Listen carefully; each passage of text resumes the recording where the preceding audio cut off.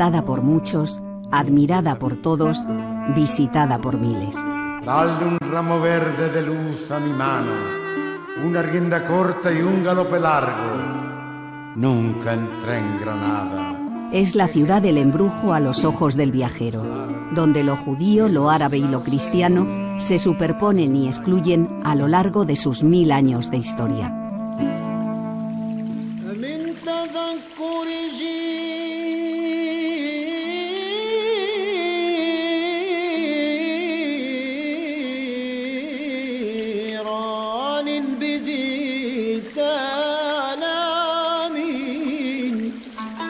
En el año 1013 se sitúa el nacimiento de Granada en su emplazamiento actual.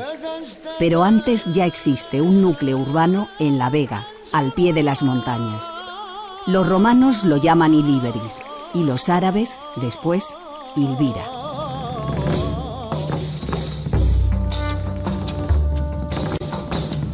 Al inicio del siglo XI, el califato de Córdoba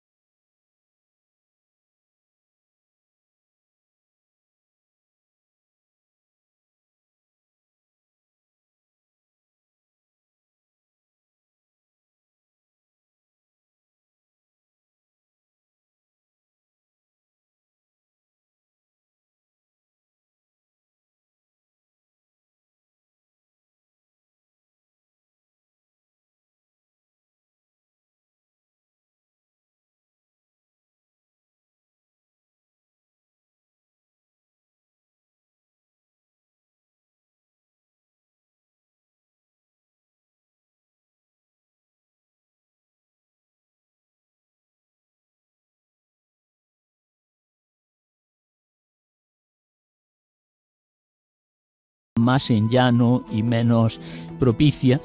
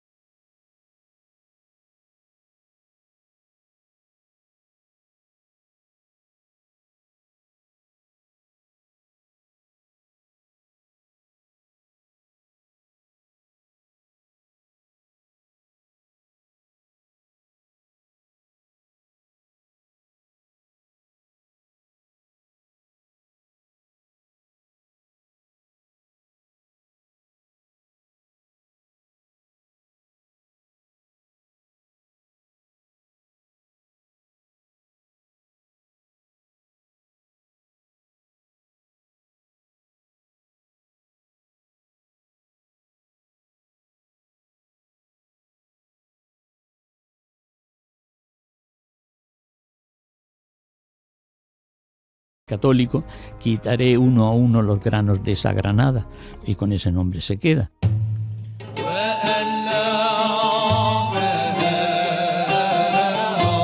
Granada se caracteriza por su capacidad para convocar a gentes de diversas procedencias. De hecho, cuando los bereberes se instalan en el Albaicín, los judíos ya habitan esa colina. Una convivencia no siempre pacífica. Fue siempre una refriega tras otra, y el mayor pogrom que se registra en la España medieval y en Europa es el que se realiza en Granada, ¿no? Bajo los auspicios de un señor que era cadí, un ulema, un conocedor de la ley llamado Abu Ishaq de Elvira, y promueve un gran levantamiento contra los judíos, en los que muere pues una gran cantidad de ellos, incluso la propia familia Nagrilla. Al-Ándalus estuvo en permanente agitación pues desde el mismo 711 hasta la conclusión en 1492.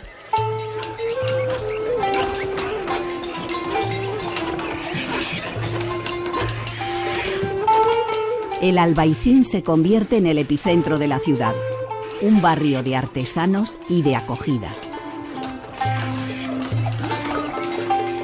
El Albaicín yo creo que estaba superpoblado de gentes que habían venido huyendo de los avances de la Reconquista, es decir, estaban hacinados de una manera increíble, permanentemente pendientes del suministro que les llegaba de fuera.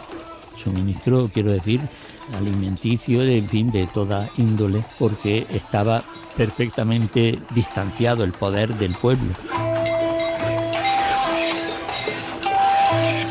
El Albaicín fue siempre un barrio muy poblado y popular. Yo tengo para mí que era el barrio de los artesanos.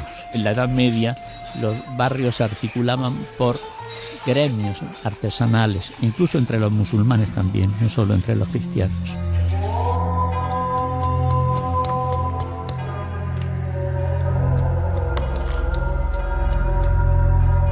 Un barrio que a lo largo de los siglos ha recibido a ilustres vecinos como San Juan de la Cruz, Manuel de Falla, Andrés Segovia y los Morente.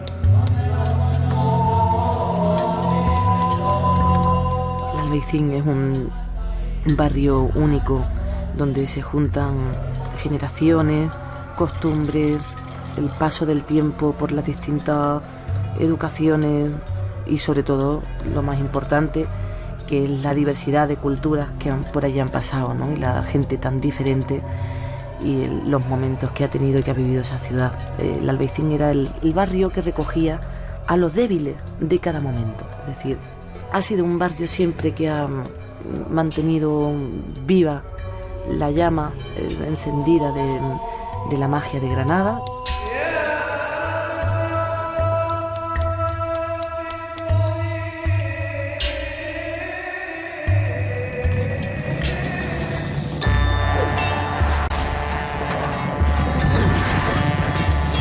A finales del siglo XI, los reinos de taifas se desmoronan. Las diferentes dinastías, entre ellas la de los ciríes de Granada, sufren el acoso de los cristianos. Además, entre la población hay una relajación de las costumbres árabes. Esta situación lleva a los andalusíes a pedir ayuda al otro lado del estrecho.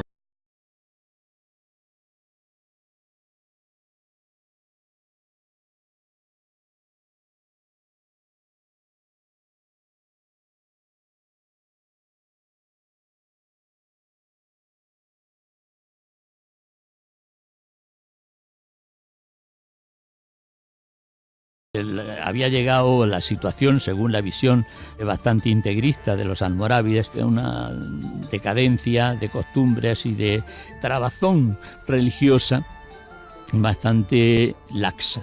Y entonces los almorávides pues emprenden una reconquista para unificar el territorio y entonces volverlos a una conversión, a un régimen religioso bastante duro.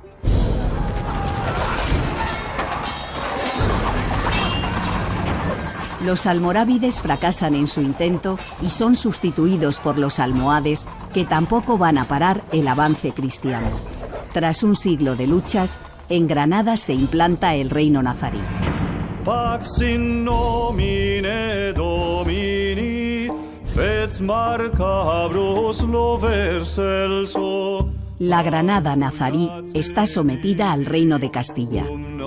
El reino nazarí en realidad surge como vasallo de Castilla, tiene un carácter vasallático, no pensemos que el reino de Granada era tan autónomo, ¿no? Tenía que pagar unas parias, es decir, unos tributos, y estos tributos se hacían conforme la situación política castellana se encontraba, ¿no? Si había un conflicto entre la propia nobleza y los reyes en Castilla y tal, pues se retrasaban los pagos, después venían, y así fue un tira y afloja constante. A pesar de ello, de los siglos XIII al XV, Granada va a vivir la etapa de mayor esplendor islámico. Se convierte en una de las ciudades más prósperas de Europa. Uno de los pensadores más relevantes de aquella época, Ibn al-Hatib, califica a Granada como el Damasco de Al-Ándalus.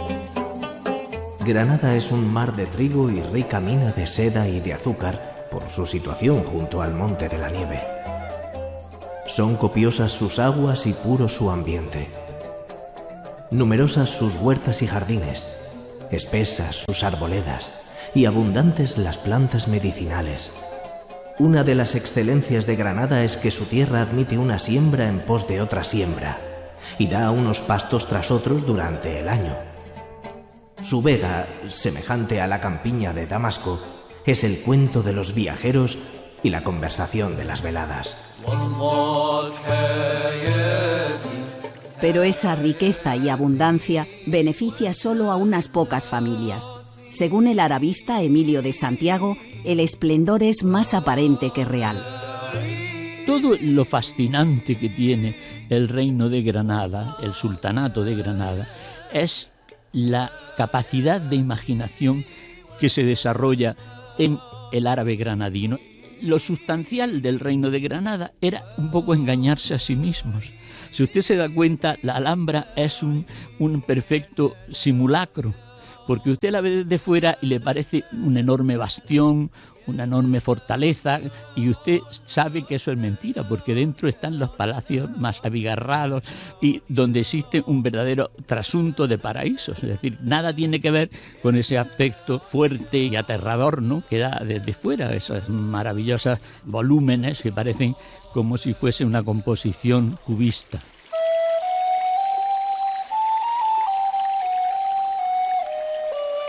Es bajo la dinastía nazarí cuando se construye la Alhambra, una ciudad palaciega dentro de otra. Alhambra significa la roja por el color de la tierra donde se levanta. Primero será castillo militar y más tarde residencia real.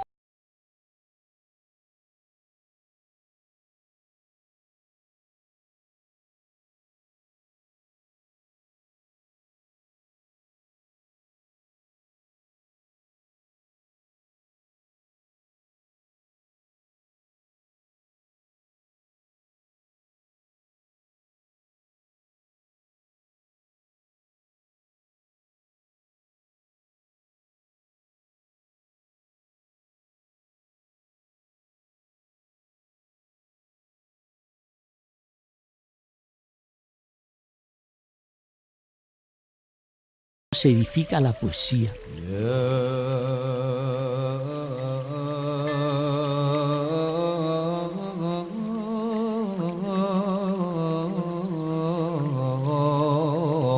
Una poesía que se ve, que se oye y que se respira, tal como describía el cantaor Enrique Morente.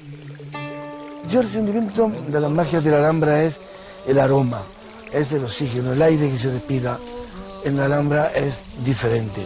Entras en la Alhambra y el oxígeno es un perfume, ¿no? En todas las épocas del año, además. El perfume, una de las cosas que yo destacaría de la ciudad de la Alhambra.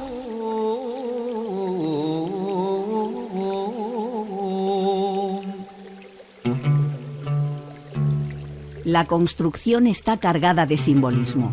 Lo subrayan el catedrático de Historia Medieval Antonio Malpica y el arabista Emilio de Santiago.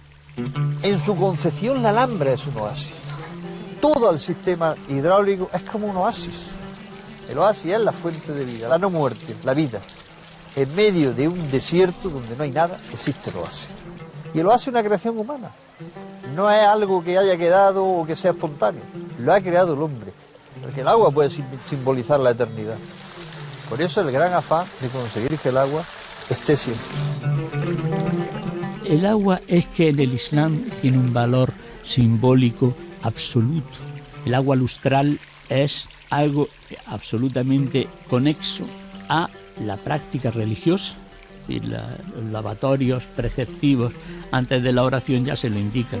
Y en un pueblo que tiene un origen enormemente desértico y nómada, pues expuso decirle el valor del agua. A juicio de ambos, la Alhambra sigue siendo una gran desconocida. Estamos acostumbrados a ver, pero no a mirar. La Alhambra víctima de sí misma porque la Alhambra es un elemento maravilloso, bellísimo, sobre el que se ha construido toda una concepción artificiosa del mundo árabe. Y la gente tiene esa imagen de la Alhambra.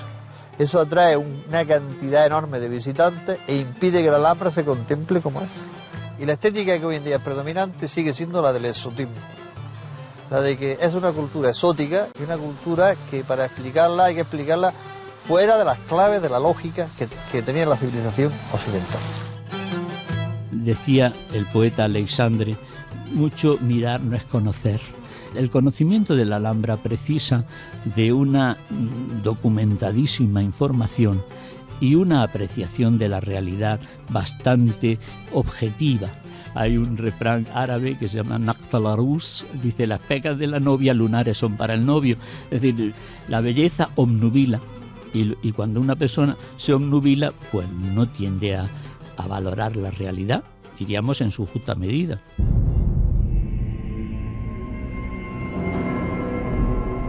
Granada es una plaza codiciada por los cristianos. En 1431, Juan II de Castilla intenta sin éxito la toma de la ciudad. Cuentan las crónicas que al rey le acompaña un príncipe moro, Abenamar, que había prometido vasallaje al monarca castellano.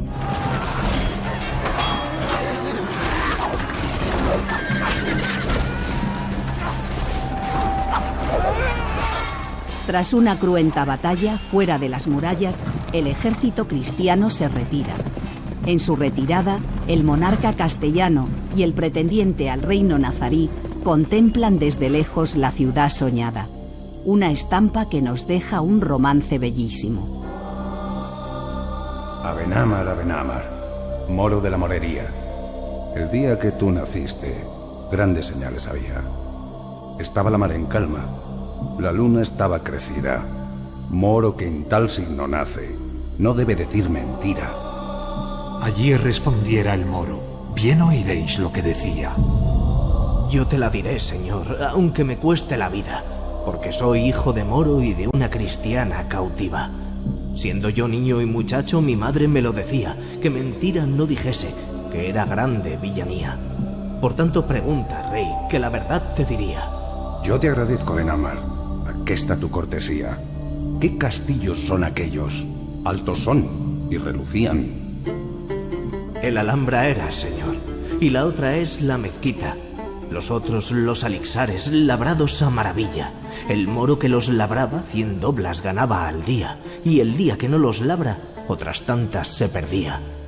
El otro es Generalife, huerta que par no tenía.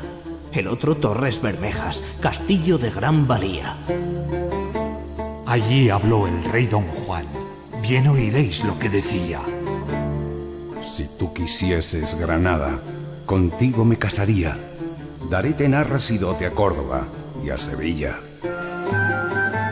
Casada soy, rey Don Juan. Casada soy, que no viuda. El moro que a mí me tiene, muy grande, bien me quería.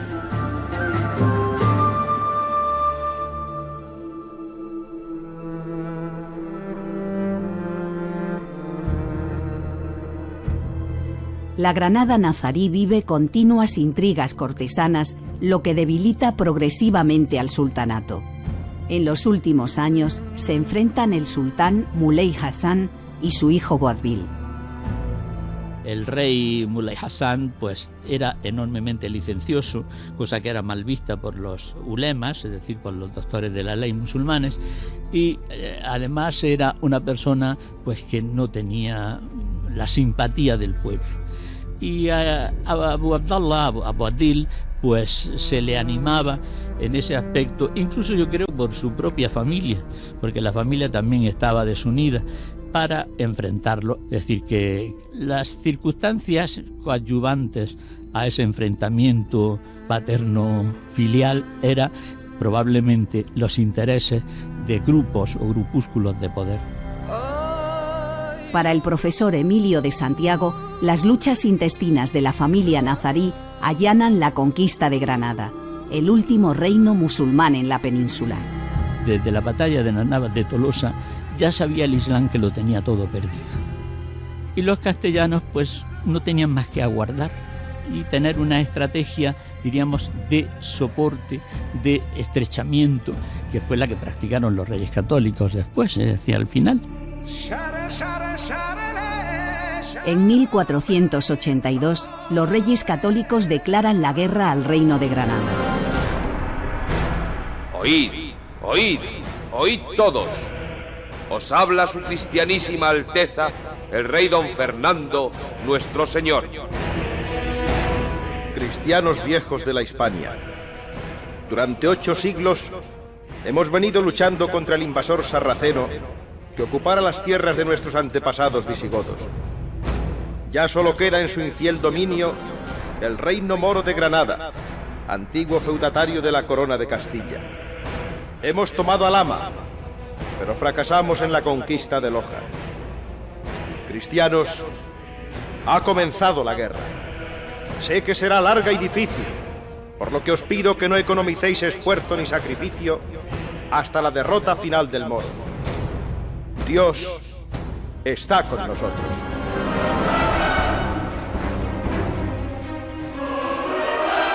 Tras la conquista de Alhama, solo es cuestión de tiempo que caiga Granada.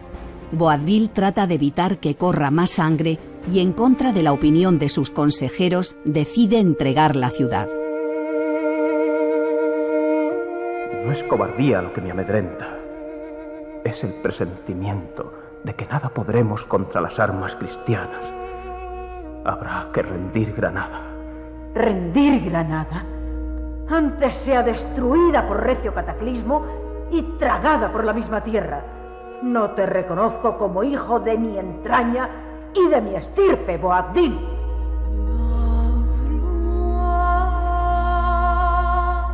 El 2 de enero de 1492, Boabdil entrega las llaves de la ciudad al rey Fernando.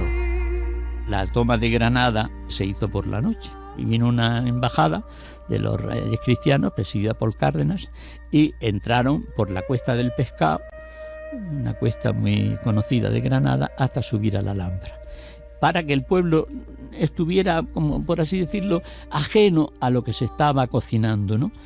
Y a la mañana siguiente pues aparece ya la cruz de plata, etcétera, etcétera, ya todas esas cosas, estas simbologías en la Torre de la Vela.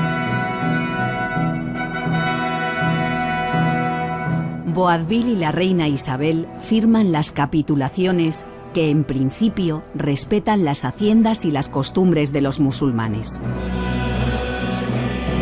Serán mis súbditos, sin discriminación vejatoria alguna. Se les respetarán sus haciendas y tierras. Sus querellas serán dirimidas ante jueces de su religión. Era una mujer que fue capaz de hacer unos codicilos, unos textos para la protección de los musulmanes, que después, desgraciadamente, por muchas cosas, una vez que falleció la reina, pues no se llevaron a cabo. Problemas hubo desde que no todo el mundo era sumiso a la normativa, ni todos querían quedarse aquí. Tanto que los reyes hasta costearon embarcaciones para trasladarlo al norte de África.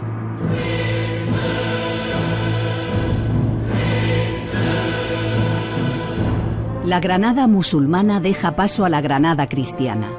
La fisonomía de la ciudad se transforma. Los reyes católicos encargan grandes obras con la intención de convertirla en símbolo de la cristiandad y joya de la corona. Se levanta la catedral en el lugar donde está la mezquita mayor. Será la primera iglesia renacentista de la España reconquistada.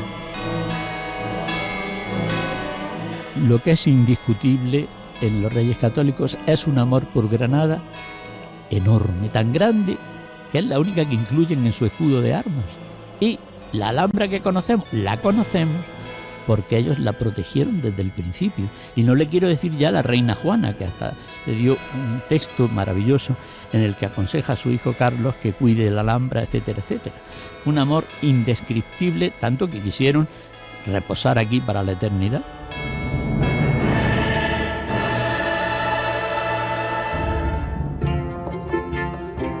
Tras la conquista cristiana durante el siglo XVI, la ciudad crece. Nos lo explica Manuel Titos, catedrático de Historia Contemporánea de la Universidad de Granada. Cuando la conquista cristiana no se lleva a cabo una demolición de todo lo que había sido la Granada islámica para instaurar una Granada castellana, sino que se hace mediante la expansión en un conjunto de barrios, como puede ser el de la Magdalena, puede ser el de las Angustias, puede ser el de San Lázaro, que van expandiendo la ciudad en torno a la colina del Albaicín. Y eso es suficiente, realmente ese esfuerzo del siglo XVI prácticamente es suficiente para mantener la habitabilidad de la población de Granada hasta finales del siglo XIX. Los reyes católicos traen entre sus huestes a muchos gitanos. El arabista Emilio de Santiago nos cuenta que terminada la guerra se instalan en un barrio junto al Albaicín, en el Sacromonte, con sus casas excavadas en la misma roca y encaladas por fuera. Venían egipcianos, que dicen las crónicas, y se dedicaban, parece ser, al cuidado y a la herrería, y después se van localizando en guetos, que es como antes se vivía, en la Edad Media se vivía, o bien según el oficio que poseía, o bien también los haberes que tenías en tu poder, ¿no? El dinero del que disponías. Y ellos se desplazan al Sacromonte.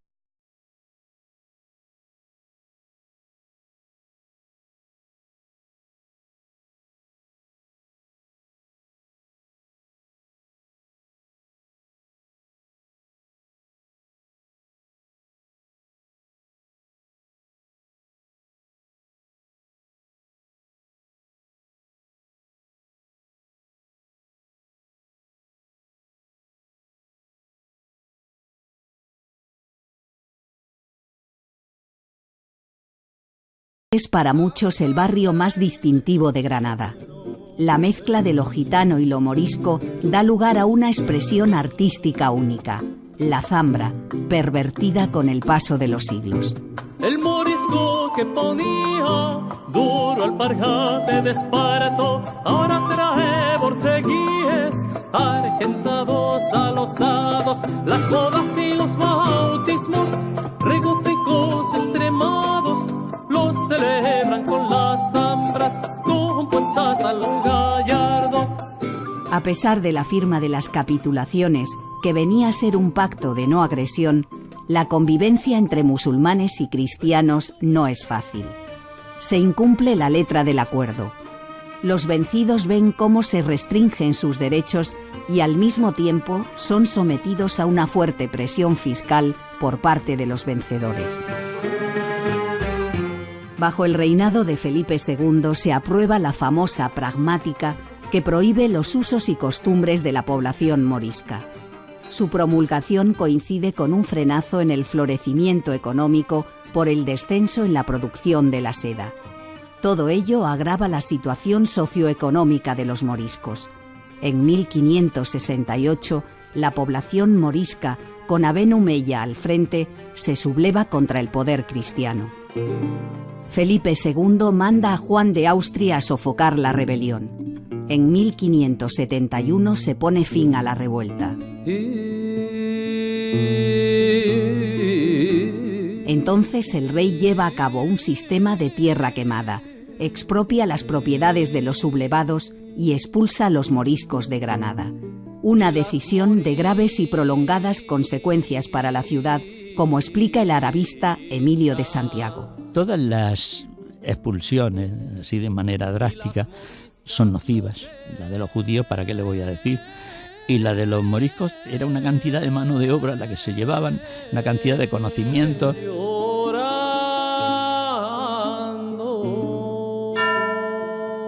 En los siglos siguientes, Granada pierde el impulso renovador pretendido por los reyes católicos y sus sucesores.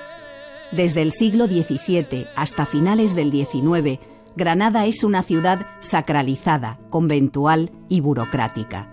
Sede de la Chancillería, con universidad, amplio estamento militar y un clero con enorme peso económico. Granada está inmersa en un declive económico, social y cultural.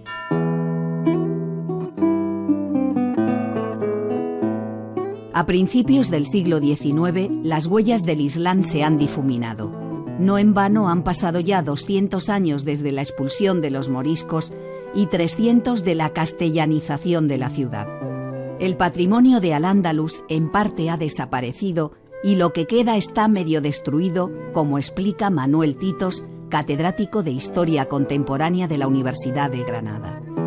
Esta Granada de principios del siglo XIX, con monumentos tan destacados como la Alhambra o el Generalife, es una ciudad que tiene muy poco en cuenta la importancia de esta herencia, y cuando empezamos a tener testimonios grabados, gráficos y fotográficos inmediatamente después de la llegada de los viajeros románticos a Granada a partir de los años 20, 30, 40, etcétera, pues lo que contemplamos es una Alhambra, por ejemplo, prácticamente destruida, y una herencia arquitectónica islámica en un lamentabilísimo estado de conservación. El siglo XIX va a hacer un gran esfuerzo por preservar lo que aún quedaba y reconstruirlo, no siempre con criterios, digamos, arquitectónicamente defendibles en la actualidad, pero perfectamente justificables en relación con el momento en el que se adoptaron aquellas decisiones. De forma que la Alhambra que hoy tenemos o el Generalife que hoy tenemos no se sabe bien realmente si obedece más a lo que es la herencia de la época islámica o de las transformaciones que se realizaron en la misma en el siglo XIX. Además, se vive una decadencia económica agudizada por los gastos que provoca la ocupación francesa de principios del siglo XIX y la derrota frente a los ingleses que nos cierra su mercado, principal destino de los hilos granadinos. En estos instantes de principios del siglo XIX asistimos a un declive de uno de estos ciclos, que es el que vendría representado por el cultivo del cáñamo y del lino, que se utiliza para fabricar preferentemente velamen, es decir, velas para los barcos. Y claro, el hundimiento de Trafalgar, la pérdida de gran parte de la Marina española en la batalla de 1805, provoca el hundimiento de la Real Compañía de fabricación de velas que había en Granada, y en consecuencia una parte del cultivo que se obtenía de la vega pues queda ya sin sentido. Y al declive cultural y económico hay que sumar el social. Según el censo de Godoy, hay un estancamiento de la población.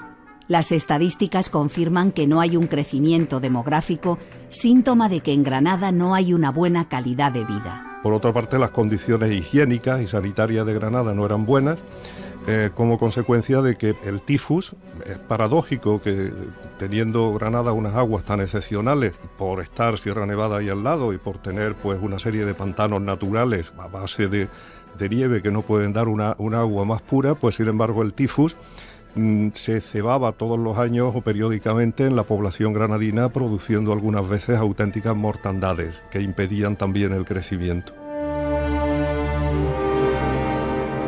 Pero la crisis y el declive poco importan a los viajeros románticos de la época. El romanticismo idealiza al moro vencido hace siglos. Surgen bellas leyendas y se reavivan tradiciones. El romanticismo buscaba lo raro, lo aislado, lo puro, lo no contaminado, las costumbres más rancias, más tradicionales. Y claro, desde esta perspectiva, Granada representaba la Jerusalén de los románticos. El gran valor que tiene el viaje romántico es que ellos no venían solamente para conocer y para disfrutar, sino que venían a transmitir aquello que habían visto y habían conocido. Los viajeros románticos escriben, los viajeros románticos pintan, los viajeros románticos elaboran partituras musicales que reflejan la forma en que ellos han entendido la identidad de esta tierra, y Granada se convierte en un icono realmente en París, en Londres, en San Petersburgo, en Estocolmo.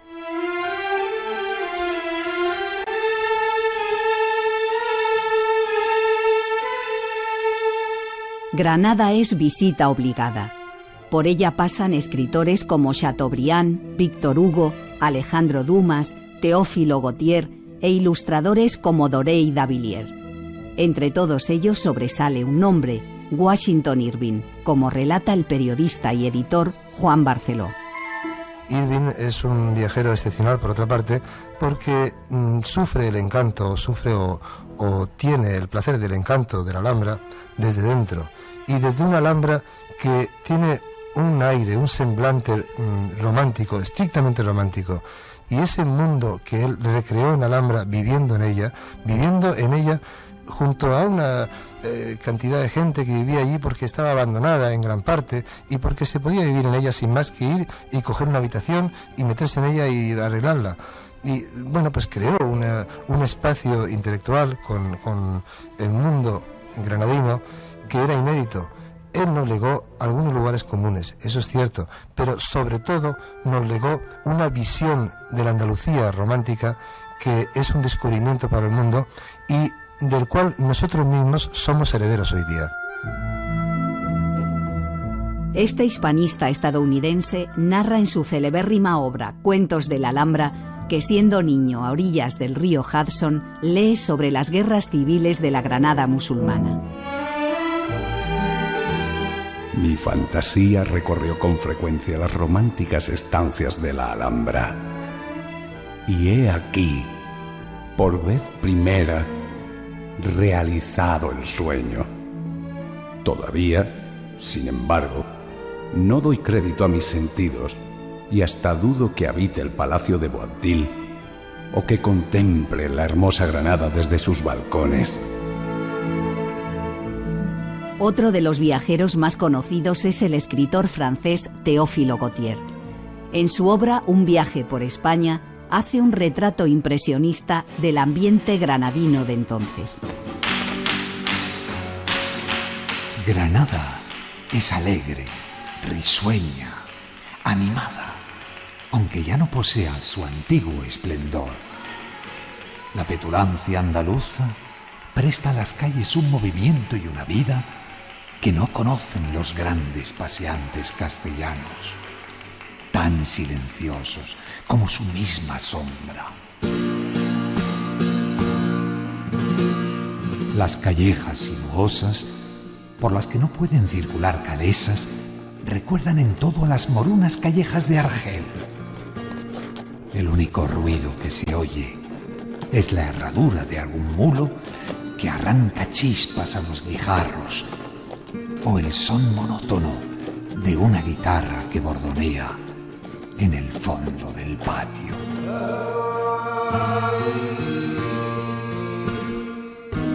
Se impone el alhambrismo, que transmite una imagen irreal de Granada, como explica el profesor Manuel Titos. La difusión del granadinismo y del alhambrismo, ¿no? Teatros Alhambra en Los Ángeles, Teatros Alhambra en Londres, uno de los teatros más célebres donde se estrenó precisamente El sombrero de tres picos de Manuel de Falla en Londres, se llamaba el Teatro Alhambra, y se empiezan a construir edificios en estilo alhambrista prácticamente en el mundo entero y gabinetes simulando las instalaciones de la Alhambra. Este fue un gran momento para dar a conocer efectivamente lo que era Granada y para transmitir la imagen que los románticos transmitieron tanto de Granada como de España. Una imagen en cierto modo falsa, pero no era su obligación transmitir la verdad. Ellos transmitían lo que sentían y tenemos que tener en cuenta que los románticos no eran en general geógrafos o historiadores, sino que eran artistas, y al artista pues le está permitida esta interpretación que llevaron a cabo los románticos en el 19. A partir de 1870, Granada se moderniza. Se inaugura la primera línea de ferrocarril. La agricultura se transforma y se extiende la producción de la remolacha, que da lugar a una importante industria azucarera. Como consecuencia de todo ello, surge la burguesía. El desarrollo de la agricultura en La Vega, de agricultura de regadío y la producción de azúcar, crea en Granada algo que hasta este momento no existía, que es una burguesía que no basa su riqueza únicamente en la propiedad de la tierra, pero hay una burguesía enriquecida ahora sobre la base de otros elementos que no son los agrarios, principalmente sobre el comercio y sobre todo sobre la industria. Y esta burguesía empieza a demandar una ciudad totalmente distinta y lo pone en funcionamiento. Desde el punto de vista urbanístico, esa modernización se traduce en nuevas avenidas, eso sí, a costa de mermar el patrimonio artístico. A finales del siglo XIX se acomete en Granada un proyecto urbanístico de dimensiones realmente espectaculares, que es la construcción de la Gran Vía. Lamentablemente, la construcción de la Gran Vía, que es una gran cala dentro del entramado urbanístico más antiguo, islámico de la ciudad, una gran cala de más de 1 kilómetro de larga y por casi 100 metros de ancha, que arrasó pues con una buena parte de la ciudad, tanto nazarí como de la ciudad castellana del siglo XVI. Pero claro, eso transformó radicalmente la ciudad. Una gran avenida con una serie de edificios modernistas, probablemente uno de los conjuntos modernistas más importantes que se conservan en España fuera de Cataluña, y esto transformó radicalmente desde la perspectiva urbanística la ciudad. Con este auge económico y social, Granada entra en el siglo XX. La ciudad se convierte en foco de atención para artistas de relieve internacional y en la cuna de celebridades irrepetibles. El guitarrista Andrés Segovia recuerda su infancia en el Albaicín. Desde el fallecimiento de mis tíos vivía yo con mi abuela materna en un precioso Carmen situado en el Albaicín. Desde la ventana de mi dormitorio se divisaba el perfil de la Alhambra. Las noches calientes de primavera me pasaba largas horas en quieta contemplación. Es en Granada donde Andrés Segovia descubre su pasión por la guitarra. Busqué la compañía de tocadores de flamenco. Como tenía que esconderme de mi familia, adquirí secretamente un método de solfeo y una teoría de la música. Y mientras en casa dormían, yo me entregaba al estudio. Su amigo, el compositor gaditano Manuel de Falla, siente desde muy joven una enorme fascinación por Granada, como cuenta su sobrina Isabel. Es un amor secreto desde su juventud, desde antes de conocerla, porque yo he encontrado cartas cuando mi tío tenía 17 y 18 años de un amigo suyo que estudió Derecho en Granada, contándole cómo era Granada, y mi tío preguntándole pues por los pregones y por la ciudad y por la Alhambra y por 1000 cosas de Granada y libros también sobre Granada. Y después de eso, ese amor por Granada, estando en el extranjero, se le hizo todavía mucho más grande a su contacto con Albéniz. Faltar sus padres, en el año 19 murió su padre y su madre, porque murieron en el plazo de 6 meses, pues ya el año 20 ya él escribió a Ángel Barrios, el compositor que era amigo suyo, que le fuese buscando una casa. Lo principal era que tuviese mucha luz y bellas vistas. Y entonces marchó a vivir a Granada, vivió primero en la pensión Carmona, luego vivió en la calle Real de la Alhambra, y después más tarde se trasladó ya al Carmen de la Antequeruela, que es de donde residió hasta que marchó a la Argentina. Una pléyade de artistas que comparten amistad y donde Federico García Lorca ejerce de polo de atracción, como confesaba Rafael Alberti. Porque Federico era como un torero que llevaba su cuadrilla, ¿verdad? Y tenían que decirle cosas, ole, y qué bien que está, y cosas así, ¿verdad? Que le gustaban mucho. La ciudad les embruja y les inspira, como reconocía el escritor Francisco Ayala. En cierta medida, me ayudaban a ver de este modo a mi ciudad natal las lecturas de tantos y tantos escritores, de quienes mencionaré como ejemplo a Washington Irving, con sus cuentos de la Alhambra, o el Alcázar de las Perlas de Villaspesa. Pero, en verdad, si hay en estas obras alguna ayuda, es mínima. Lo que tenía ante los ojos y se mostraba a mi experiencia desde los parajes de la Alhambra, donde solía pasar horas sentado con un libro entre las manos, hasta los rincones del Albaicín donde había vivido de niño, o la Puerta de Elvira, o el Zacatín, o tantos otros lugares más, ejercía sobre mí una impresión de deleite estético. Una seducción donde el agua está siempre presente. Por doquier se oye la voz rizada del agua, pero en ninguna parte tan bellamente como en el bosque de la Alhambra, armonizándose con el murmullo de los viejos árboles y acompañando la apasionada melodía del ruiseñor. Cuando yo era muchacho, allí me pasaba largas horas escuchando en éxtasis. El río Guadalquivir las barbas granaten, los dos ríos de Granada, los dos ríos de Granada, uno llanto y otro sangre, hay amor que se fue la sangre. En 1936, la guerra civil trunca toda esa creatividad, toda la poesía. La ciudad de Granada se une a los sublevados y queda aislada en un entorno que sigue fiel a la Segunda República, tal como recuerda Manuel Titos, catedrático de Historia Contemporánea. En Granada triunfa la sublevación, pero Granada se sublevó, pero no los alrededores, de manera que Granada quedó como una isla, lo que es la ciudad de Granada, dentro de lo que entonces era la España republicana. Y así se mantuvo, pues realmente sin comunicación ninguna con la España, digamos, nacional, con la España franquista, hasta finales de agosto del año 1936. Entonces ese mes y pico fue terrible en Granada porque se esperaba que en cualquier momento pudiera producirse un ataque de la fuerza republicana y los sublevados tenían que actuar en esos instantes y actuaron pues realmente sin compasión. Es el momento en el que en aquel desorden pues se ejecuta a miles de personas sin juicio de ningún tipo. Federico García Lorca, que está en Madrid cuando estalla la guerra, decide trasladarse a Granada pensando que allí estaría más seguro. Lejos de ello, su ciudad se convierte en su tumba, como recordaba su amigo Rafael Alberti.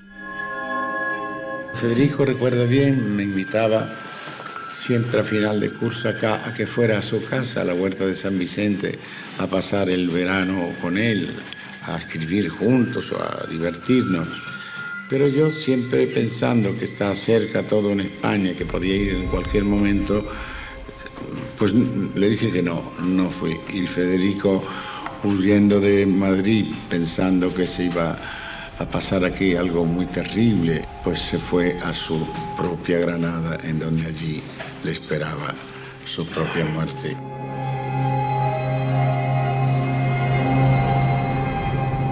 Oigo una voz que grita: Federico, por sobre los tejados, Federico, por sobre los jardines, Federico, por las torres tronchadas, Federico, por las fuentes perdidas, Federico, por los montes helados, Federico, por los arroyos ciegos, Federico, por la tierra excavada, Federico. ¿Cómo fue? Así, déjame, de esa manera, sí, el corazón salió solo, ay de mí, Federico.